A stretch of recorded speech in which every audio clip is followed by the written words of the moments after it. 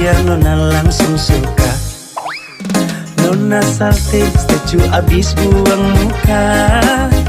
Sama buku senyum tiap hari sampai fly datang dalam mimpi. Nona manis like nona setuju setelan cuek aduai. Kalau nona suka jangan buang muka, jangan setelan. Ibu sekalian, bersyukur sekali pada sore hari ini kita bisa bertemu di Bon Cafe ini setelah hampir 2 bulan kita dipisahkan oleh waktu dengan berbagai macam aktivitas kita. Seperti yang disampaikan oleh Mas Nader bahwa program pertemuan semacam ini sebenarnya tiap bulan kita gelar. Jadi katakanlah bulan pertama itu untuk yang para senior kita semua, apa kita sudah masuk senior ya Pak? Tujuannya adalah untuk kaum muda lintas agama. Jadi tujuannya yang pertama adalah bahwa forum semacam ini adalah merupakan wadah bagi kita semua anak bangsa Indonesia dengan berbagai macam latar belakang suku, bangsa maupun agama untuk bersama-sama bersilaturahmi. Silaturahmi artinya menjalin merekatkan kembali. Mungkin di antara kita tanpa sadar bahwa di tengah era globalisasi yang luar biasa dibarengi dengan teknologi informasi yang kadang-kadang ada hal-hal yang awalnya sederhana kemudian digoreng sedemikian rupa menjadi permasalahan besar yang kadang-kadang tanpa kita sadar menjadi awal dari perpecahan di antara kita. Kita banyak mengalami, kita banyak melihat bagaimana beberapa hari terakhir. Kalau boleh saya sampaikan tadi pagi, saya lihat di Kompas TV bahwa di Padang juga terjadi peristiwa banding di Pontianak dan di Singkawang untuk melihat dan mempelajari bagaimana Singkawang ini kok 3 tahun berturut-turut menjadi kota nomor 1 di Indonesia dalam hal toleransi beragama. Tahun ini Singkawang digeser oleh Salatiga. Jadi Singkawang sekarang per hari ini 5 tahun ke depan mereka juga saat ini sudah menghadapi beberapa permasalahan, yaitu munculnya klaster-klaster perumahan yang dihuni secara eksklusif oleh para pendatang yang akan nantinya akan menempati di IKN. Nah, ini sudah menjadi problema bagi mereka. Hubungan yang demikian cair di Singkawang saat ini juga sudah mulai ada sedikit permasalahan ya tadi dengan munculnya klaster-klaster, kemudian beberapa pendatang di sana yang sudah mulai eksklusif.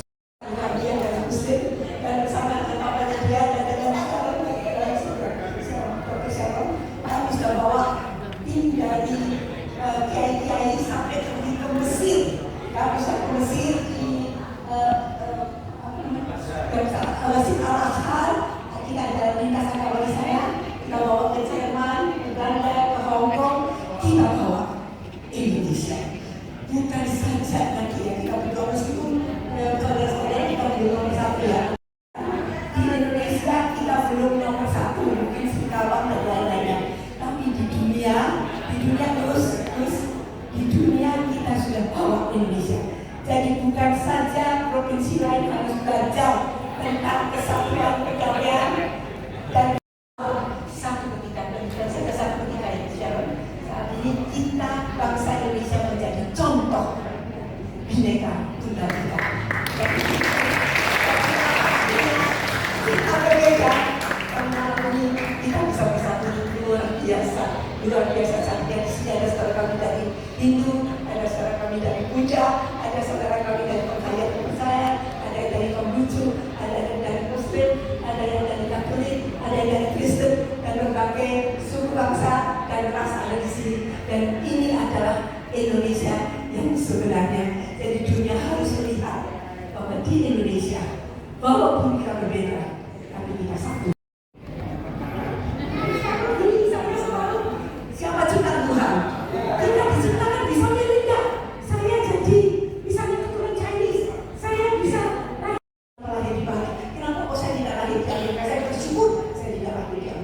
Bersyukur tidak lahir di negara lain.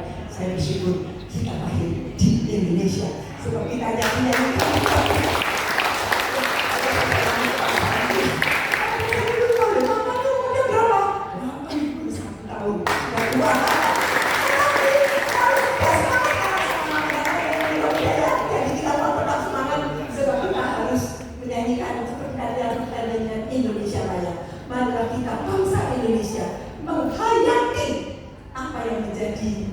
dasar negara kita Pancasila, Tuhan yang Maha Esa. Sehingga kita semua. Most of the world wants the country to be like a frappuccino from Starbucks. Jadi banyak negara yang kepinginnya seperti frappuccino dari Starbucks. All blended, Semua one flavor. semua diaduk di dalam satu rasa. But the beautiful thing about Indonesia, Tetapi hal yang indah tentang Indonesia it's like es campur. seperti es campur. Because the differences. Sebab rasanya begitu enak es campur, karena ada perbedaan macam-macam kan di dalamnya es campur ya. I wish I could bring my friends from the Middle East here. Oh, saya harap saya bisa bawa teman-teman saya dari Timur Tengah ke sini. Because when I come here, I taste a little bit of heaven. Sebab kalau saya datang ke Indonesia, saya seperti mencicipi sedikit suasana dari surga. And I love this idea Dan saya suka sekarang dengan ide ini. because truly Indonesia should be the model for the world. Sebenarnya Indonesia bisa menjadi dunia dan harus menjadi contoh bagi dunia. It's been a long time since I've said the 5 Pancasila. Sudah lama sekali saya tidak ucapkan Indonesia sebagai contoh bagi dunia. Jadi kita memang harus berpikiran yang jauh. Bukan saja Surabaya contoh buat Provinsi Jawa Timur, buat Indonesia, tapi buat Indonesia, tapi kita juga menjadi contoh bagi dunia. Seperti ini, sebetulnya dunia harus melihat bagaimana Indonesia bisa berbeda tetapi mesra. Berbeda tapi mesra ya. Sebelumnya kita akan ngomong Pancasila dulu ya. Kita mau berdiri semua dan nanti dipandu sama Dr. Siapa. Kita akan katakan Pancasila ya. Ya, pasal Pancasila ya. Oke. Pancasila. Pancasila. Satu. Ketuhanan yang Maha Esa. Ketuhanan yang Maha Esa. Dua. Kemanusiaan yang adil dan beradab. Kemanusiaan yang adil dan beradab. Tiga. Persatuan Indonesia. Persatuan Indonesia. Empat. Kerakyatan yang dipimpin oleh hikmat, kebijaksanaan, dalam permusyawaratan dan perwakilan. Kerakyatan yang dipimpin oleh hikmat, kebijaksanaan dalam permusyawaratan perwakilan. Lima.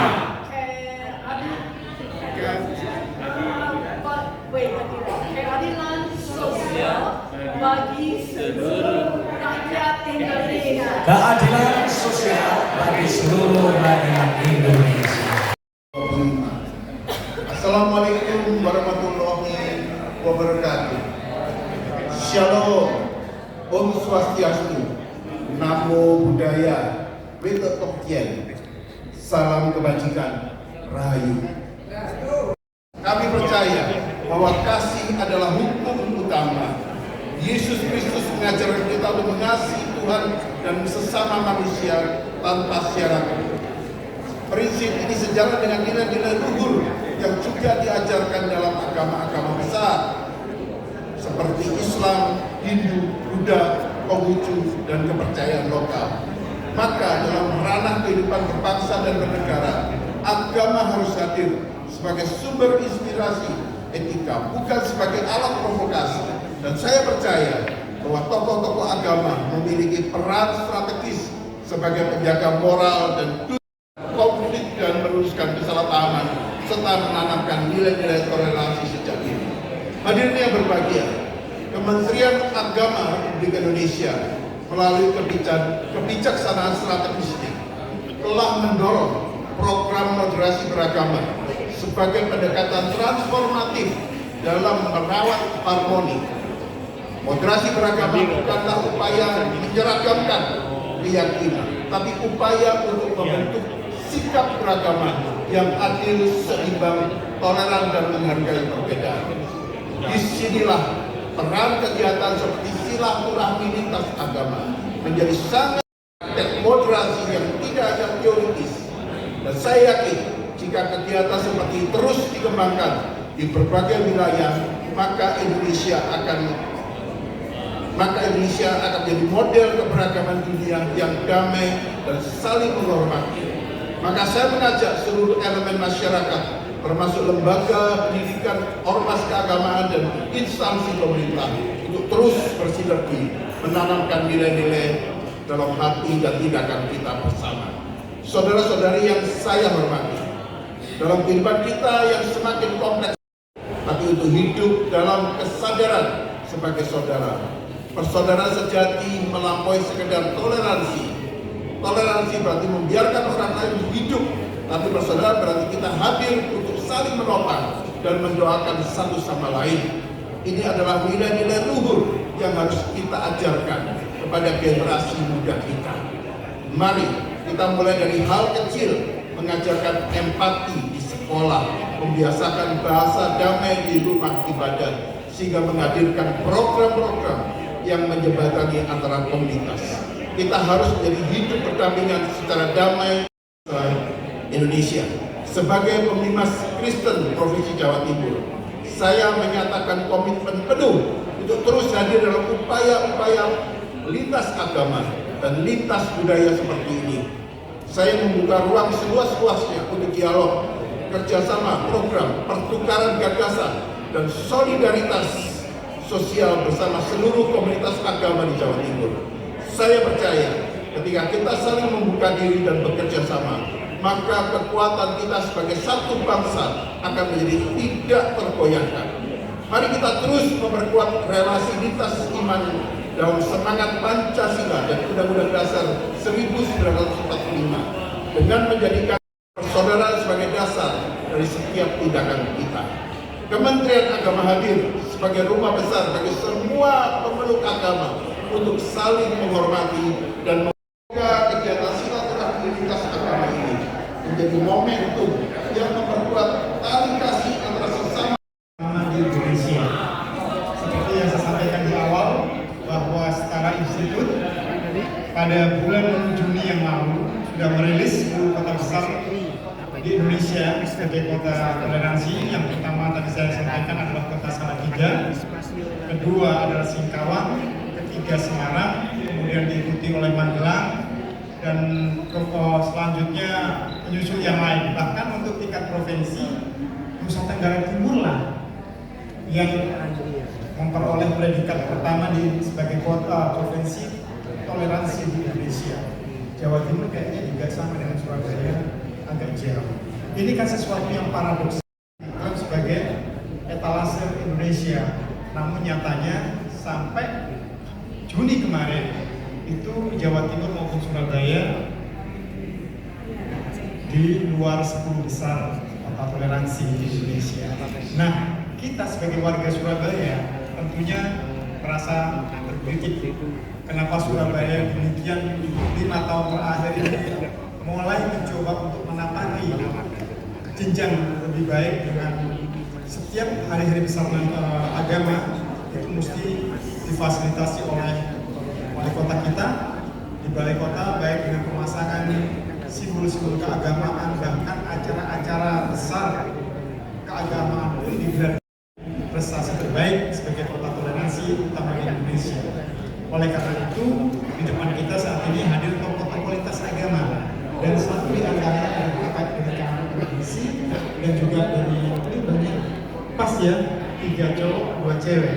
Dua-duanya Bu Dian ini juga adalah Ketua Umum Puan Hayati dan sekaligus aktivis untuk kegiatan pemajuan kehidupan beragama di Indonesia. Demikian juga dengan, oleh karena itu, baiklah kita dengarkan apa pendapat, apa yang bisa mereka sampaikan sebagai butir-butir pemikiran tentang bagaimana mewujudkan Surabaya, kota kita bersama ini, kelak akan menjadi sebagai kota toleransi utama di Indonesia.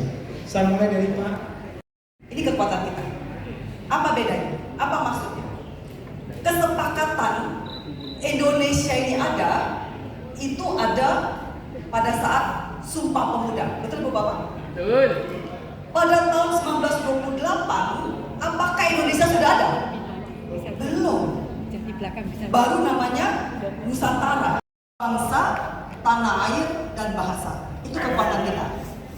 Baru tahun 1945 Indonesia merdeka. Berarti kita duluan bangsa terbentuk dari semangat, keinginan, mimpi bersama putra-putri bangsa Indonesia pada waktu itu, yang bahkan Indonesia belum ada, baru 1945 Indonesia terbentuk. Persoalannya, untuk ke depan, apa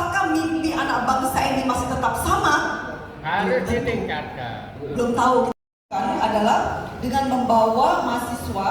Saya mengajar, salah satu yang saya ajar dalam mata kuliah Pancasila dan Keluarga Negara gitu Bapak ya. Nah itu adalah bagaimana membuat anak bangsa mahasiswa ini mereka punya mimpi yang sama dengan anak bangsa yang lain sehingga Indonesia ke depan itu tetap ada dan membangun rumah bersama di Indonesia. Ini salah satu hasil yang kami lakukan. 1.000 lebih mahasiswa masuk ke tempat-tempat di 5 area di Surabaya, Sidoarjo, Gresik, Madura.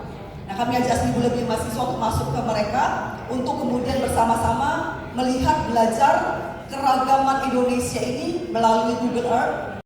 Tahun 2045 itu betul-betul kita mempersiapkan generasi yang siap menghargai perbedaan yang ada dan mereka melihat itu satu kekuatan bukan ancaman. Kiranya yang kami sudah lakukan ini bisa menjadi berkat bagi Surabaya, khususnya juga Surabaya dan juga secara umum Jawa Timur dan Indonesia. Terima kasih Bapak. Yang selalu berinteraksi untuk bagaimana membangun Surabaya sebagai kota toleransi dalam FKUB ya Pak ya. Oh FKUB-nya Pak Wayan, tapi Ketua PHDI Kota Surabaya Pak Botra. Nah ada pengalaman-pengalaman yang menarik Pak Botra? Untuk itu silakan. Yang kami hormati Mama Hana, Pak Suhada sebagai Ketua PM, sesepuh, ini sepuh, adik sepuh yang kami hormati, bapak-bapak, sama rekan-rekan yang kami hormati. Om Swastiastu. Assalamualaikum warahmatullahi wabarakatuh. Salam rahayu, rahayu, rahayu. Salam merdeka. Salam Pancasila. Pertama-tama marilah kita panjatkan puji syukur pada Yang Widi atau Tuhan Yang Maha Esa atas berkenan beliau kita malam hari ini dapat bertemu dalam rangka toleransi. Kita berbicara masalah toleransi di Bon Cafe yang kita banggakan ini. Nah, Bapak Ibu yang kami hormati, bagi kami di Hindu sebetulnya toleransi sudah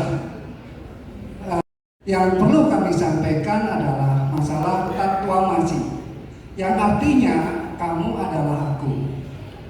Terus ada lagi kita semua bersaudara, ada ahimsa, kita tidak saling menyakiti. Nah bila ini kita terjadi, apa yang disampaikan oleh Pak Suhada yang ada di Surabaya tadi, mendirikan tempat ibadah tentu tidak akan terjadi. Maka dengan itu dipastikan Surabaya atau Surabaya adalah juara 1 toleransi. Bila itu dapat kita hindari. Sebetulnya Surabaya sudah pernah mendapatkan juara 1 tahun 2021 kalau tidak salah. Coba diingat-ingat Bapak-bapak. Dan setelah itu mungkin terjadi perubahan-perubahan. Kita memang di sini berbeda. Dan justru perbedaan inilah membuat kita indah. Dan kita sendiri bahwa sudah sepakat mengadakan bahwa kita sepakat dalam perbedaan. Ya, kita sepakat dalam perbedaan. Dengan berbeda kita indah. Bayangkan saja bapak-bapak, ibu-ibu, bila kita punya taman, hanya bunga mawar putih saja yang kita tandur, maka taman berwarna-warni. Jadi taman itu menjadi indah. Makanya itu kita di sini semua ini adalah taman yang kami maksud itu. Kita saling menghargai. Yang penting sebetulnya Bapak-bapak, manakah yang penting, cerdas atau jujur? Bagus. Harus jujur kan? Di negara maju diutamakan jujur. Bila cerdas akan bisa merekayasa sesuatu hal menjadi tidak baik. Bila orang jujur pasti selamat. Mari kita bersama-sama mulai kita jujur dan berbuat baik. Niscaya apa yang disampaikan Pak Ketua tadi, tahun depan kita akan mendapatkan toleransi di Surabaya yang nomor 1. Mungkin itu dapat kami sampaikan, kami tutup dengan Brahma Santi Om. Santi, Santi, Santi Om. Berbuat baik, niscaya apa yang disampaikan Pak Ketua tadi, tahun depan kita akan mendapatkan toleransi di Surabaya yang nomor 1. Mungkin itu dapat kami sampaikan, kami tutup dengan Brahma Santi Om. Santi, Santi, Santi Om. Bahwa tahun 2020 Surabaya mendapat piagam Harmoni Award. Tangan buat kita semua. Mungkin karena ketidaktahuan kita, tapi plakatnya ada di Baptisman 5 Surabaya. Tahun 2021, apa yang disampaikan Pak Ketut Gondro, Ketua PADI, Surabaya adalah kota toleransi nomor 1. Tahun 2022, karena substansinya bergeser, ada pembangunan gereja di Lakan Santri mendapat 10 besar, yaitu nomor 6. Tahun 2023, karena ada gesekan di Mulyosari, terjun payung di atas 10 besar. Sampai saat ini, benar Ketua, bahwa kita urutan ke-16. Itu sebagai info tambahan. Dan piagamnya itu ada di Baptisman 5 Kota Surabaya. Nanti saya akan fotokan. Terima kasih. Sangat banyak, tetapi gampang juga diprinter. Terima kasih. Nah, memang sampaikan oleh Pak Wayan benar bahwa kita beberapa tahun terakhir ini banyak masalah, kan begitu. Bahkan ketika 2 tahun yang lalu kami pada saat peresmian kantor FPK Kota Surabaya, itu ada beberapa teman yang menyampaikan masalah itu, dan itu menjadi concern dari wali kota. Tapi juga kita tidak, kadang-kadang masyarakat juga susah untuk itu. Mungkin salah satu solusinya mungkin nanti Budian sebagai aktivis untuk itu, yang paling concern untuk memperjuangkan kesamaan hak dari umat beragama untuk bisa beribadah di tempat masing-masing yang bisa menyampaikan. Silakan Budian. Sama-sama menjaga keharusan jurusan. Silakan Budian. Baik, terima kasih atas kesempatan yang diberikan kepada saya. Salam Pancasila. Bapak Ibu, ini menjadi ruang yang strategis menurut saya, karena pada hari ini kami harus, utamanya saya mengapresiasi apa yang telah digagas FBM untuk mengumpulkan tokoh-tokoh lintas iman. Mengingat 2 bulan terakhir ada kasus-kasus intoleransi yang cukup mencengangkan kita semuanya dan membuat kita sangat prihatin. Nah, berbicara tentang bagaimana Surabaya ke depan, tentu ada beberapa faktor yang harus kita lihat. Mengapa sejak tahun 2018 sampai hari ini Surabaya itu sesuai dengan kajian setara institut tidak bisa masuk di dalam 10 besar peringkat kota 17. Ini karena ada banyak masalah atau kendala terhadap kebijakan-kebijakan yang sampai hari ini kita harusnya mengurai. Mengapa kasus-kasus intoleransi itu banyak membuat konflik-konflik horizontal. Bapak Ibu yang saya hormati, untuk membangun sebuah negara dengan masyarakat yang toleran, itu ada beberapa hal yang harus kita perjuangkan. Yang pertama adalah ruang agama, di mana tokoh-tokoh agamanya telah paham bagaimana menghormati kemajemukan dan keragaman dalam bentuk nilai-nilai toleransi. Yang kedua adalah ruang pendidikan, di mana ruang ini juga cukup strategis bagaimana mengkader setiap generasi bangsa untuk menyiapkan para pemimpin-pemimpin yang memiliki kebijakan dan toleransi dalam keberagaman Indonesia. Yang ketiga, bagaimana setiap keluarga membangun mindset dan pendidikan bagi karakter anak bangsa. Dan yang terakhir yang tidak kalah pentingnya adalah bagaimana tanpa diskriminasi. Kita tidak bisa berbicara toleransi ketika kebijakan negara itu sendiri tidak tidak mengakar dan bersumber pada nilai-nilai kesetaraan tanpa diskriminasi. Mohon maaf kalau saya menyampaikan bahwa ketika kita berbicara tentang ruang-ruang moderasi yang dibangun atas nama kemajemukan, tetapi kita masih membiarkan peraturan bersama menteri tentang syarat-syarat pendirian tempat ibadah, dan itu merupakan akar dari kebijakan yang sangat berpengaruh kepada syarat-syarat pendirian rumah ibadah 60-90. Jadi kita harus bisa merefleksi kembali. Dan kemudian yang kedua, saya kira kasus-kasus intoleransi negara harus memiliki komitmen yang kuat untuk memberikan sanksi-sanksi secara tegas, sehingga ini tidak dibuat seolah-olah negara melakukan upaya tetapi sebetulnya hanya sebagai formalitas. Melihat kembali kepada Surabaya, Surabaya adalah kota yang sangat heterogen, yang kita selalu semua mendaku diri bahwa Surabaya sangat aman dan kota toleran. Tapi faktanya 2018 ketika semuanya merasa itu baik-baik saja, bom meledak tanpa kemudian kita tahu bahwa ada yang itu konsep-konsep bagaimana Pancasila harus diaplikasikan di dalam kehidupan berbangsa dan bernegara itu menjadi penting untuk disampaikan di dalam 3 lembaga: keluarga, agama, dan pendidikan. Ini mari mengajak kepada seluruh tokoh-tokoh yang berada di ruangan ini, apa yang kita serap hari ini bukan hanya berhenti kepada kita, tetapi karena kita memiliki komunitas, mari kita sampaikan ini ke komunitas masing-masing.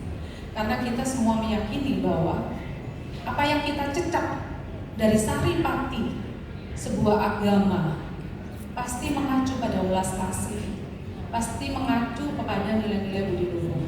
Bahwa kemudian ada kelompok-kelompok yang lain, maka ini menjadi tanggung jawab dan tugas kita bersama selaku para tokoh agama untuk memberikan yang terbaik bagaimana membangun Indonesia lebih harmonis dan beradab serta bermartabat. Saya kira demikian, terima kasih.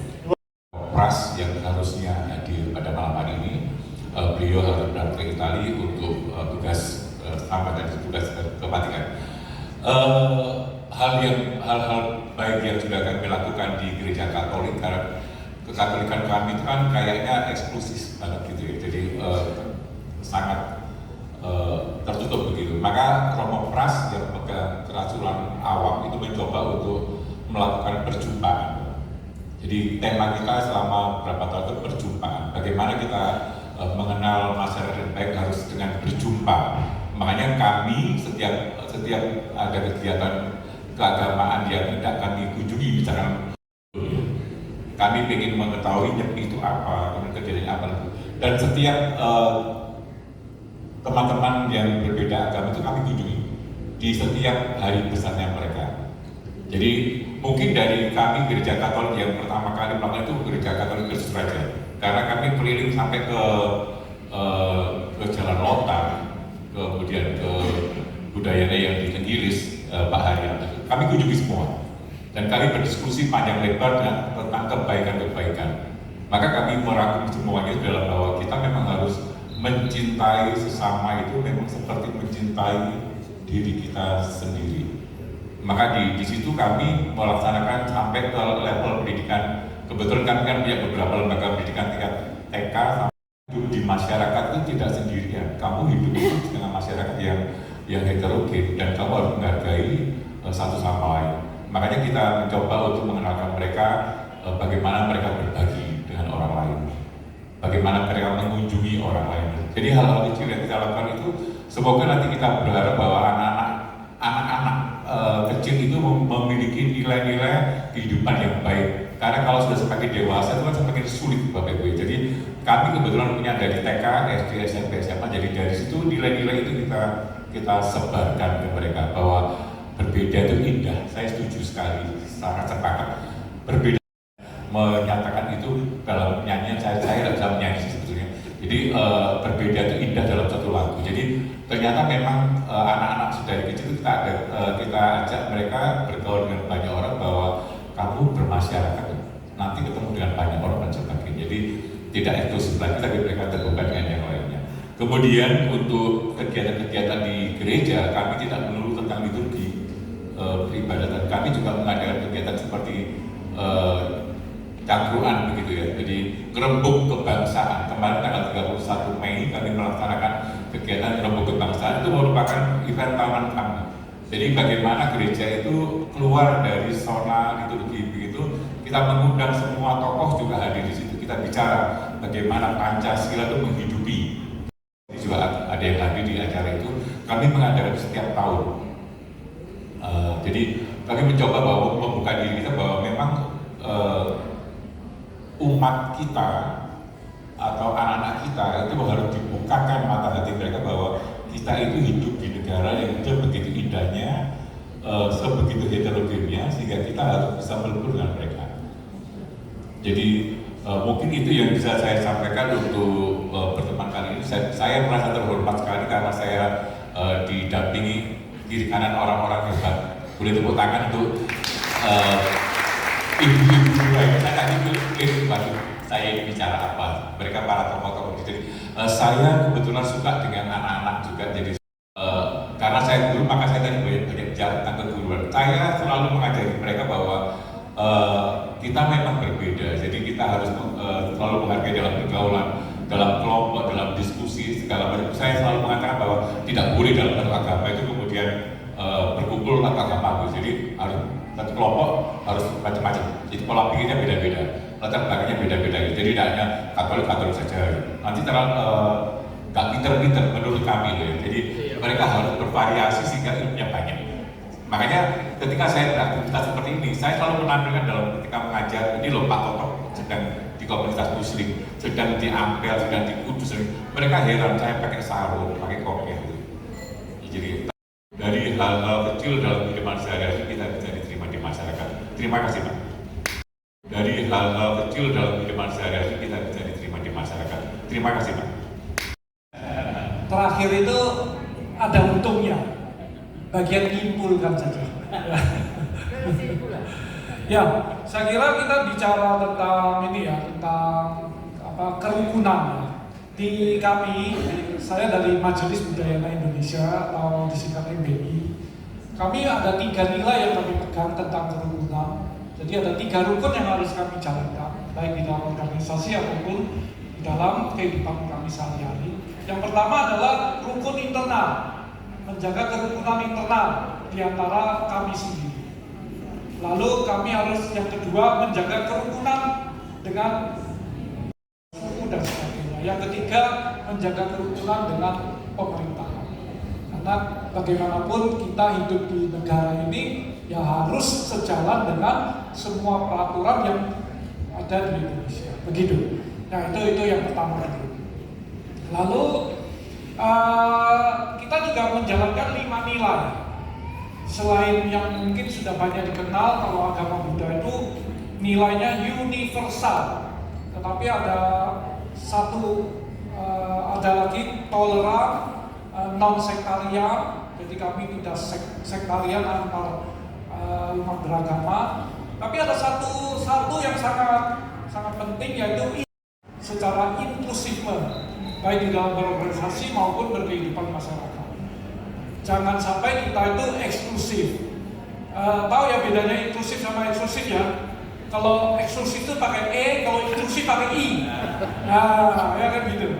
Kalau inklusif itu kami tetap berpegang bahwa agama kami itu yang paling benar. Siapapun silakan berpegang pada agamanya yang paling benar, paling baik, tetapi tetap menghormati agama orang lain. Jadi kalau saya bertemu Pak Daniel sedikit berbeda. Pak Daniel beragama Kristen, memegang teguh, menjaga bahwa agama saya adalah agama yang baik. Sehingga saya menjalankan agama saya dengan ajaran saya dengan sebaik-baiknya, tanpa saya harus mempengaruhi Pak Daniel untuk pindah agama.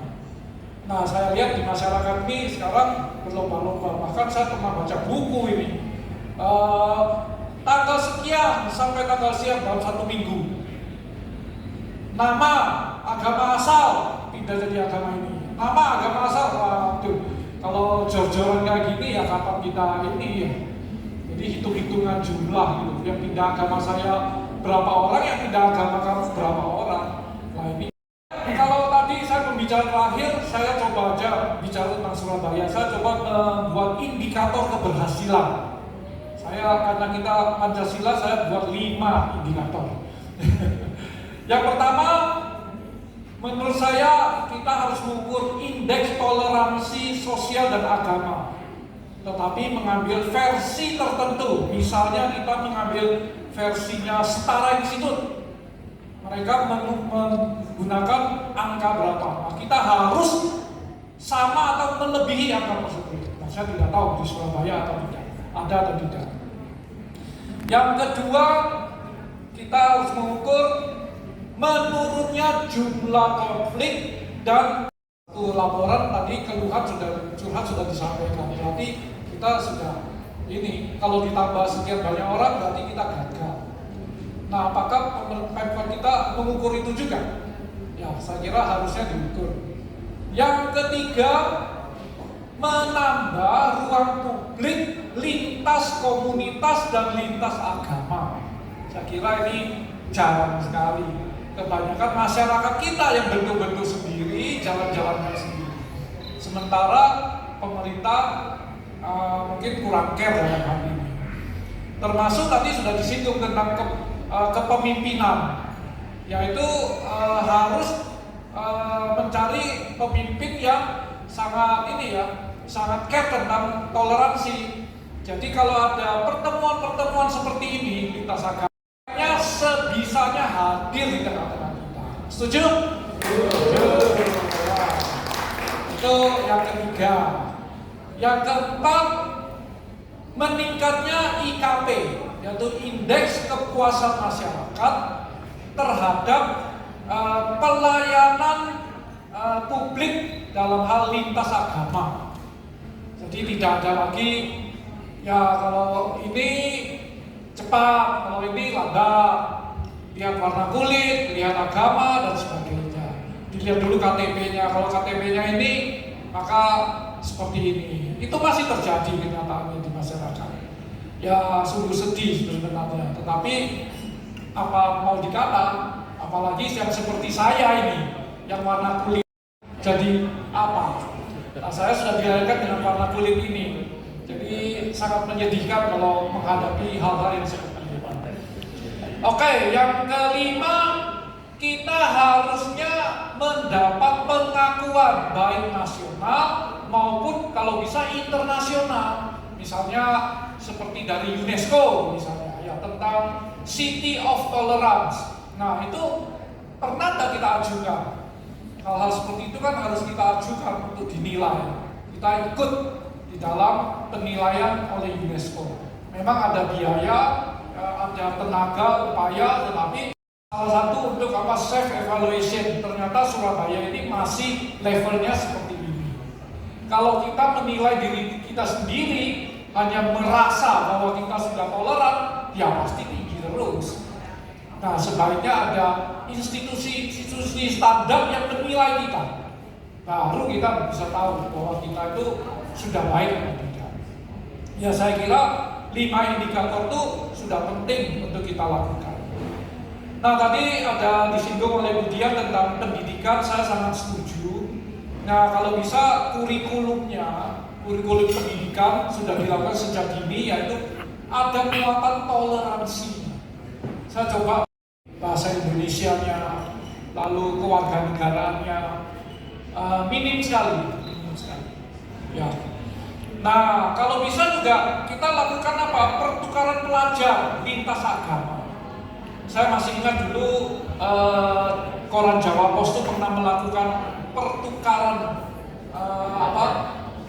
pemuda lintas agama. Apa yang terjadi? Masyarakat banyak pesimis, ini bakalan kacau ini.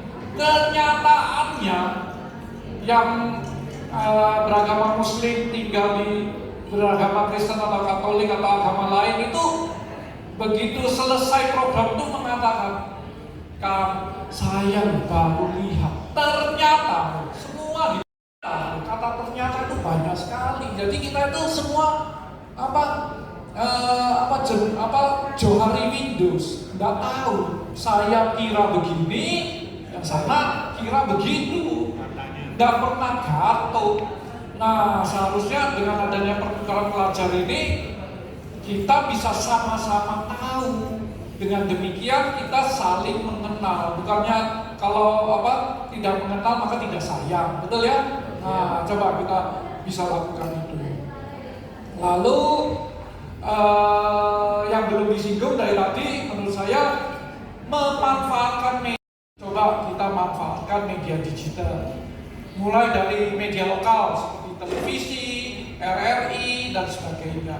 Itu harus diperbanyak membahas tentang toleransi. Kalau perlu yang membahas itu anak-anak muda, sehingga anak-anak muda juga dari sejak dini juga tertarik akan hal-hal ini. Jangan sampai yang datang sini ya seperti kita ini sudah senior. Ya, harusnya ada pertemuan khusus untuk anak-anak muda yang bicaranya seperti ini juga. Wah, itu kan luar biasa. Nah, juga media-media sosial yang lain, misalnya TikTok, Instagram. Kata ternyata itu banyak sekali. Jadi kita itu semua Johari Windows, nggak tahu. Saya kira begini, yang sana kira begitu. Nggak pernah gato. Nah, seharusnya dengan adanya pertukaran pelajar ini, kita bisa sama-sama tahu. Dengan demikian kita saling mengenal. Bukannya kalau tidak mengenal maka tidak sayang, betul ya? Nah, coba kita bisa lakukan itu. Lalu yang belum disinggung dari tadi, menurut saya memanfaatkan media. Coba kita manfaatkan media digital. Mulai dari media lokal seperti televisi, RRI dan sebagainya. Itu harus diperbanyak membahas tentang toleransi. Kalau perlu yang membahas itu anak-anak muda, sehingga anak-anak muda juga dari sejak dini juga tertarik akan hal-hal ini. Jangan sampai yang datang sini ya seperti kita ini sudah senior. Ya, harusnya ada pertemuan khusus untuk anak-anak muda yang bicaranya seperti ini juga. Wah, itu kan luar biasa. Nah, juga media-media sosial yang lain, misalnya TikTok, Instagram. Kalau perlu ada influencernya yang mempengaruhi bagaimana kita itu care terhadap toleransi. Ya, bahkan lagi kan belum jam 9 ya. Nah, harus setengah 7. Inklusi sosial dan ekonomi. Jadi kalau bisa kita memperbanyak program pemberdayaan lintas agama. Ya, misalnya kalau bangun koperasi, ya jangan hanya melayani pengurusnya semua satu agama. Yang dilayani juga satu agama. Sampai sekarang saya pernah melihat satu perusahaan yang semua satu agama. Nah, sedih ya. Jadi kalau ada beda agama jangan harap masih tetap dipertahankan di zaman now. Ya ini susah. Kita akan terjebak di dalam intoleransi terus. Seharusnya kita sudah tidak bicara toleransi seharusnya sekarang ini. Kita sudah bicara keharmonisan. Bagaimana kita itu harmonis, bukan lagi toleransi. Itu sudah zamannya 10-20 tahun lagi. Kita itu bicara harmonis. Bagaimana negara, kota kita, negara kita harmonis. Nah, sehingga bisa menjadi contoh seperti tadi bilang, contoh bagi negara-negara lain. Bagaimana? Setuju? Ya. Setuju. Kalau begitu, ayo kita sama-sama langkahkan kaki kita biar kita mewujudkan kota kita Surabaya menjadi kota harmonis. Terima kasih. Lintas agama. Jadi itu kontinu. Jadi yang berbicara pun sama. Itu Pak Haryanto. Dan ini sebenarnya kita kan punya anggota dewan periode yang lalu. Karena berbicara tentang Surabaya tidak bisa lepas dari salah satu perumus kebijakan, dan itu adalah ada di anggota dewan. Zaman aja, Bro Al. Oh ya, nanti kita tunggu. Harus bicara itu Bro Al, karena anggota dewan yang juga ikut merancang kebijakan Surabaya sebagai salah satu kota toleran. Nanti biarkan aja Bro Al telepon 5 aja. Ya cepet ya. Oh, sengaja ditinggal. Iya, silakan Pak. Saya tertarik dengan apa yang disampaikan oleh Pak Haryanto kemarin, karena itu sesuai dengan disertasinya beliau di UNER. Apa yang disampaikan tadi itu. Jadi begini, kehadiran pemerintah di Surabaya itu selalu hadir, baik dalam konflik penyelesaian masalah dan lain sebagainya. Selalu hadir. Kenapa saya katakan demikian? Faktanya ada. Kalau seandainya kita berburu pada secara institut, maka generasi muda di 5 kota besar yang ada di Indonesia, termasuk Semarang, Surabaya, Jakarta, Medan, dan itu anak-anak muda itu 81% setuju terhadap intoleran. Besar sekali. Tetapi kalau seandainya sampelnya itu diambil kota Denpasar, ya, kota Manado, NTT Kupang, dan lain sebagainya, mungkin angkanya beda. Pasti.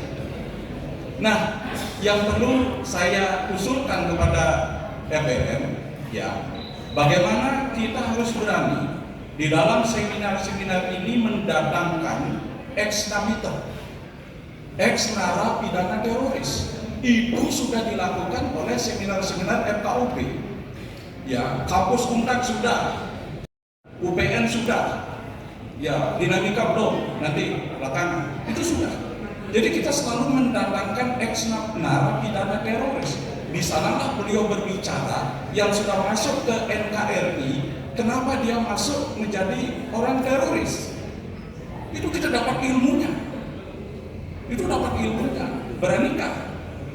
Atau kapan FBM mendatangkan narasumber, jangan guru besar saja, tetapi narapidana teroris didatangkan. Nah, disinilah para mahasiswa banyak belajar tentang kenapa dia masuk ke dalam dunia teroris. Tidak bisa belajar dari itu. Petra rasanya belum. Nanti kita gilirin. Pemerintah mengadakan program kerja ini karena kepedulian wali kota. Mulai zamannya Bapak Bambang Deha, Ibu Risma, dan Cak Eri Cahyadi ini selalu konsisten, selalu menjadi seorang yang pemimpin yang luar biasa kalau menurut saya. Beliau jam 4:30 sudah ada di balai kota, menerima tamu sudah 2, bayangkan itu. Tidurnya jam 4 jam. Wali kota kita dari zaman dulu sampai sekarang. Nah, ini usulan saya, bagaimana dalam seminar-seminar nanti dalam jangan kita hanya melulu mengundang para guru besar, tapi hadirkan narapidana teroris agar Surabaya kembali lagi menjadi Surabaya toleran seperti tahun 2021. Terima kasih. Dengan kesetaraan ataupun juga toleransi. Yang saya pernah lakukan adalah bagaimana pada saat saya menjadi pimpinan di Pansus, itu adalah bagaimana supaya kita punya, karena saya di Komisi B, Komisi Ekonomi dan Keuangan, itu saya pernah mengusulkan bagaimana supaya PBB kita, karena itu pajak bumi dan bangunan, itu mempunyai suatu keadilan dulu atas. Nah, jadi pada saat itu pemerintah hanya menganggap yang 1M ke bawah itu adalah ekonomi lemah, 1M ke atas itu ekonomi yang lebih baik. Nah, pada saat itu saya mengatakan bahwa ekonomi kita itu bukan seperti itu lagi. Kita punya ekonomi mikro, kemudian ekonomi yang kecil, menengah, atas, dan elit. Saya membaginya menjadi 5. Dan seharusnya ada satu kita bilang ada satu peraturan di mana membuat yang bahkan yang ekonomi mikro ini bisa gratis, ya, bahwa negara itu seharusnya hadir kalau bisa meningkatkan pendapatan warganya, tapi kalau tidak bisa setidaknya mengurangi beban hidup warganya. Nah, pada saat itu dari teman-teman yang lain mengatakan, Pak Alfian ini ngapain? Itu merepotkan Pak. kita yang gampang-gampang saja. Tapi ternyata ada akhirnya usulan saya itu ditolak. Namun beberapa tahun kemudian muncul peraturan yang baru karena dari pusat menerapkan bahwa PBB harus atas. Ya, jadi pada saat itu pemerintah hanya menganggap yang 1M ke bawah itu adalah ekonomi lemah, 1M ke atas itu ekonomi yang lebih baik. Nah, pada saat itu saya mengatakan bahwa ekonomi kita itu bukan seperti itu lagi. Kita punya ekonomi mikro, kemudian ekonomi yang kecil, menengah, atas, dan elit. Saya membaginya menjadi 5. Dan seharusnya ada satu kita bilang ada satu peraturan di mana membuat yang bahkan yang ekonomi mikro ini bisa gratis. Ya, bahwa negara itu seharusnya hadir kalau bisa meningkatkan pendapatan warganya. Tapi kalau tidak bisa, setidaknya mengurangi beban hidup warganya. Nah, pada saat itu dari teman-teman yang lain mengatakan, Pak Alfian ini ngapain? Itu merepotkan Pak, kita yang gampang-gampang saja. Tapi ternyata ada akhirnya usulan saya itu ditolak. Namun beberapa tahun kemudian muncul peraturan yang baru karena dari pusat menerapkan bahwa PBB harus minta untuk menjadi pimpinan lagi di pansus, dan kemudian kita mengeluarkan kebijakan bahwa untuk yang NJOP-nya 150 juta ke bawah itu gratis.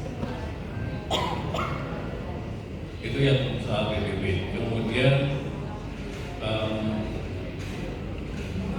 kemarin juga pada saat kita bilang tentang ini di Banggar, Badan Negara, itu dari Pemkot sempat mengusulkan bahwa untuk teman-teman yang menjadi markot itu mendapatkan dana, dan saat itu kita juga meminta bahwa bagaimana dengan teman-teman yang ada di tempat ibadah yang lain. Kalau memang teman-teman yang menjadi markot di masjid ini mendapatkan, seharusnya di tempat ibadah yang lain juga mendapatkan. Dan pada saat itu terjadi satu diskusi dan juga debat ya. Dan hasilnya adalah bahwa setiap tempat ibadah boleh mengajukan staf ataupun penjaga tempat ibadah tersebut, karyawan tempat ibadah tersebut, dengan catatan ber-KTP Surabaya. Dan itu semua sama dari anggaran Kota Surabaya. Oh, ya, terima kasih. Kemudian yang soal kremasi. Jadi Bapak Ibu, sekarang ini untuk menggunakan makam di tempat pemakaman yang berada di yang dikelola oleh Pemkot, itu pemakamannya gratis. Kalau dulu kan berbayar, sekarang itu gratis. Nah, namun pada saat kemarin itu terjadi adalah karena digratiskan, maka yang kremasi dimahalkan. Dan sempat waktu itu kemudian mengajukan protes seperti itu, dan kita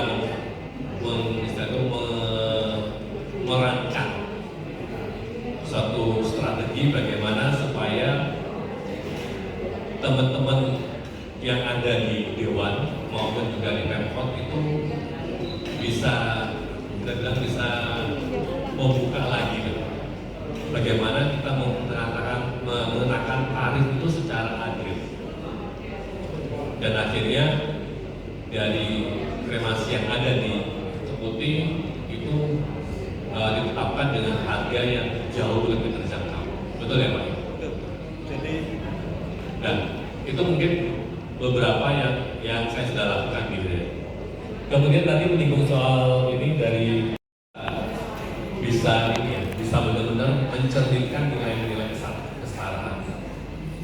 kemarin itu juga ada kasus karena kami di ekonomi dan keuangan. Itu ada beberapa teman-teman yang UMKM yang produksinya itu non halal dan dia butuh PIRT supaya bisa masuk ke supermarket. Nah, saya bicara dengan Dinas Koperasi dan UMKM, bagaimana produk ini bisa mendapatkan PIRT. Kebetulan waktu itu teman-teman dari Bali, dari Ibu. Nah, dari dinas mengatakan nggak bisa Pak. Saya bilang kok bisa? Terus gimana nih solusinya? Bapak Ibu tahu solusinya apa? Saya ditanya balik, Pak, teman ini masih punya keluarga nggak di Bali? Oh iya masih. Kalau gitu lewat Bali Pak. Lewat dinas yang ada di Bali. Sampai belum. Dinas di Bali bisa mengeluarkan PIRT untuk yang halal maupun non halal. Tapi di kami di Surabaya kita hanya bisa mengeluarkan yang produk halal.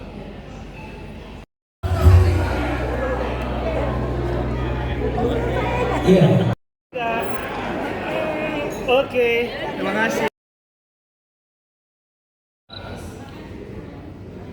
Ya, jadi pada saat itu pemerintah hanya menganggap yang 1M ke bawah itu adalah ekonomi lemah, 1M ke atas itu ekonomi yang lebih baik.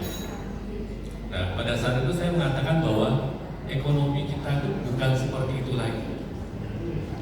Kita punya ekonomi mikro, kemudian ekonomi yang kecil, menengah, atas, dan elit. Saya membaginya menjadi 5. Dan seharusnya ada satu kita bilang ada satu peraturan di mana membuat yang bahkan yang ekonomi mikro ini bisa gratis. Ya, bahwa negara itu seharusnya hadir kalau bisa meningkatkan pendapatan warganya. Tapi kalau tidak bisa, setidaknya mengurangi beban hidup warganya. Nah, pada saat itu dari teman-teman yang lain mengatakan, Pak Alfian ini ngapain? Itu merepotkan Pak, kita yang gampang-gampang saja. Tapi ternyata ada akhirnya usulan saya itu ditolak. Namun beberapa tahun kemudian muncul peraturan yang baru karena dari pusat menerapkan bahwa PBB harus diminta untuk menjadi pimpinan lagi di pansus dan kemudian kita mengeluarkan kebijakan bahwa untuk yang NJOP-nya 150 juta ke bawah itu gratis. Itu yang soal PBB. Kemudian kemarin juga pada saat kita bilang tentang ini di Banggar Badan Negara itu dari Pemkot sempat mengusulkan bahwa untuk teman-teman yang menjadi marko itu mendapatkan dana. Dan saat itu kita juga meminta bahwa bagaimana dengan teman-teman yang ada di tempat ibadah yang lain. Kalau memang teman-teman yang menjadi marbot di masjid ini mendapatkan, seharusnya di tempat ibadah yang lain juga mendapatkan. Dan pada saat itu terjadi satu diskusi dan juga debat ya. Dan hasilnya adalah bahwa setiap tempat ibadah boleh mengajukan staf ataupun penjaga tempat ibadah tersebut, karyawan tempat ibadah tersebut dengan catatan ber-KTP Surabaya. Dan itu semua sama dari anggaran Kota Surabaya. Oh, ya terima kasih. Kemudian yang soal kremasi. Jadi Bapak Ibu sekarang ini untuk menggunakan makam di tempat pemakaman yang berada di yang dikelola oleh Pemkot itu itu pemakamannya gratis. Kalau dulu kan berbayar, sekarang itu gratis. Nah, namun pada saat kemarin itu terjadi adalah karena digratiskan, maka yang kremasi dimahalkan. Dan sempat waktu itu kemudian mengajukan protes seperti itu, dan kita merancang suatu strategi bagaimana supaya teman-teman yang ada di Dewan maupun juga di Pemkot itu bisa membuka lagi bagaimana kita mengenakan tarif itu secara adil. Dan akhirnya dari kremasi yang ada di Putih itu ditetapkan dengan harga yang jauh lebih terjangkau. Betul ya Pak? Jadi, dan itu mungkin beberapa yang saya sudah lakukan gitu ya. Kemudian tadi menyinggung soal ini dari bisa benar-benar mencerminkan nilai-nilai kesetaraan. Kemarin itu juga ada kasus karena tadi di ekonomi dan keuangan itu ada beberapa teman-teman yang UMKM yang produksinya itu non halal dan dia butuh PIRT supaya bisa masuk ke supermarket. Nah, saya bicara dengan Dinas Operasi dan UMKM bagaimana produk ini bisa mendapatkan PIRT. Kebetulan waktu itu teman-teman dari Bali, dari Ibu. Nah, dari dinas mengatakan nggak bisa Pak. Saya bilang kok bisa? Terus gimana nih solusinya? Bapak Ibu tahu solusinya apa? Saya ditanya balik, Pak, teman ini masih punya keluarga nggak di Bali? Oh iya masih. Kalau gitu lewat Bali Pak, lewat dinas yang ada di Bali. Sampai belum? Dinas di Bali bisa mengeluarkan PIRT untuk yang halal maupun non halal. Tapi di kami di Surabaya kita hanya bisa mengeluarkan yang produk halal.